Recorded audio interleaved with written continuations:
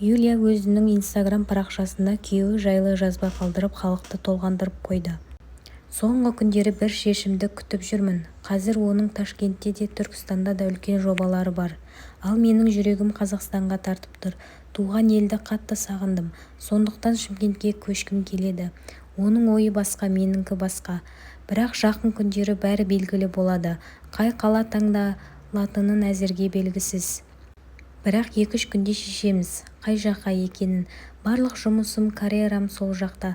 Бірақ өнер жолын тастамайтыным осы жолы. Өзі де барынша қолдау көрсетіп жатыр, көреміз. Енді қалай болады? Бір сұрақ қойыңызшы. Соған бір өздеріңіз ойларыңызды білдіріп, мысалы, мен капсула алмайды, бірақ басқа бөлден алады.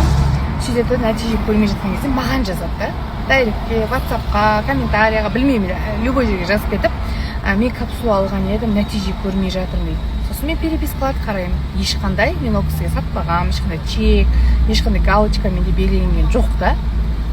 И мен ойлаймын да, менен алмаса, мен неге уақытым, энергиямды құртып, ол адамға түсіндіріп, айтып отыруға міндеттімін.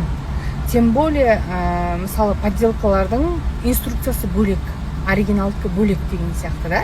Мен олардың не ішіп жатқанын білмеймін ғой. Сондықтан ондай адамдар жазса, негізі жауап жазбай-ақ игнор жасаған дұрыс па, или қалай жасаған дұрыс? Қайырлы таң.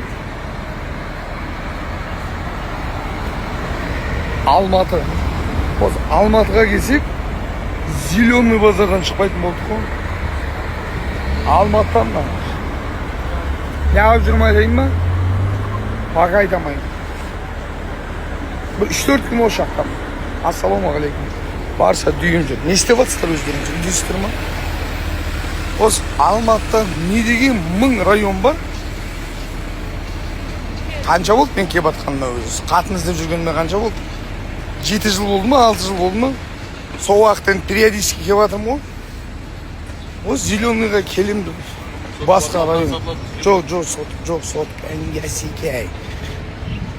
Таңғы сағат 7. Есіктің алды тап-таза. Бізде осындай шие өсіп тұр. Қараңыздар. Енді мына жақта так, өрік өсіп тұр екен, соның дәмі көргім келіп тұр. Өрік әлі піспеген, но көк өрікті жеп көреміз. Жуып жек қылсын, ішіміз ауырып жүр.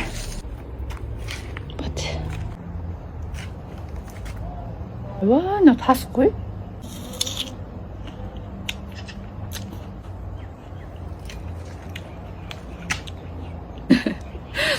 Әлі көк. Надан лимон тәтті шығар. Асымыр.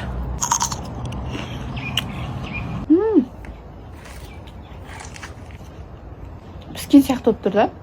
Соны піскен шығар деп ойлағым ғой. Қайықтың сырты сары болғанмен вообще піспеген.